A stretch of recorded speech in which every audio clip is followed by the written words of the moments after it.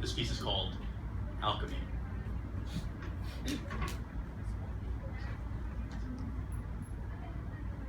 Writing about love like old school alchemy, searching for gold but always touching upon lead, touching on something real for which words don't always exist. This stormy-eyed girl, her monsoon kiss, and several other metaphors from my head I'd miss. To grasp from the ether something tangible, something factual, but it's always been hard for the fiction to live up to what's actual. I don't always have words or shiny gold from the earth, but where she smiled at me was where poetry was birthed. You see, sometimes it starts off as something small, this seedling of a thought that gets planted in the garden of my mind, and before it's even time, it flowers. It takes days, months, or even just hours, and although I can't tell if it's in season, I still got a reason to believe that this time is ripe, fruitful, maybe even beautiful.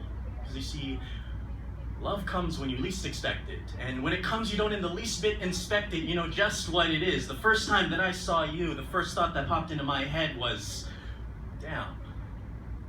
Because you were just that beautiful. The second thing that popped into my head was, I looked over at my friend and I said, I don't care what else happens at this party, I need to meet her. And so what I did was I walked up to you, nervous as all hell, sweating like a freshman to his first final in college, and I introduced myself. I said, hi, I'm John. And I saw you smile at my name for the very, very first time.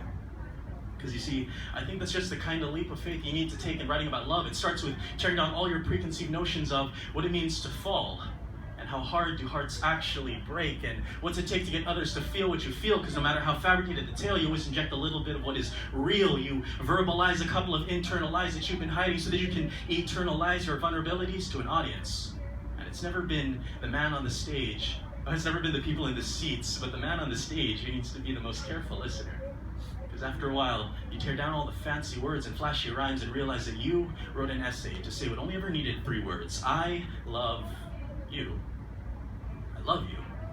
I love you to the point of poetry, and I guess that is to say that meeting you made me into a rabid metaphor, foaming pretty words at the mouth. That is to say that you broke me into 143 pieces and I learned how to mosaic a verse from splintered thoughts. That is to say that I never understood punctuation until you split all my eager exclamations into ellipses and breaks. That is to say that I never appreciated the pause between words until we argued and I wished I could live inside of one. That is to say that you taught me how to tune out what you were saying, to hear the hurt behind it, and I guess that is to say that I regret that all the important stuff was always hidden beneath way too many layers, and we struggled in futility to say in words what could only be expressed in reading into their echoes. Because you see, in writing about love, in writing about what's factual, it's always been hard for the fiction to live up to what's actual. It's a cycle of redo and revise and reconstruct, and I've never had a more eager use of my delete key. I've tried to write of our love, but my words have never felt worthy. Thank you.